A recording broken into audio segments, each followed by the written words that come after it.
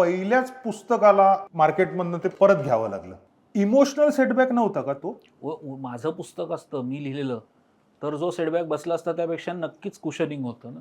You are taking it that way असं म्हणूया आपण. I will always take it that way. याचं कारण मी जेव्हा माझं पुस्तक लिहायला घेतलं हम्म, तेव्हा हे पुस्तक उद्या जयशंकरांनी त्याच्यावर प्रतिक्रिया द्यावी हम्म, यासाठी लिहिलेलंच नाहीये हम्म. आणि ती अपेक्षाही नाही. बरं. मला लिहायला आवडतं, मला अनुवाद करायला आवडतो. मला एक्स पब्लिशरनी ती संधी दिली. हम्म, ते पुस्तक माझ्या वैचारिक बैठकीमधलं होतं. बरं.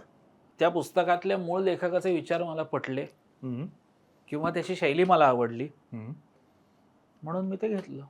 मग असं पुस्तक मला लोकांचा आणि भूराजकीय इतिहास हा आवडतो म्हणून जिओपॉलिटिकल. जिओपॉलिटिक्स किंवा जागतिक युद्ध इंटरनॅशनल वॉर्स हा माझा खूप आवडीचा विषय. बरं. त्यामुळे उद्या माझ्याकडे हिटलरचं पुस्तक आलं तेही मला आवडीनं घ्यावंसं वाटेल. हम्म. आणि फील्ड मार्शल मॉन्टगॉमरी किंवा चे गवेराचं आलं हम्म. तरी मी ते घेईन.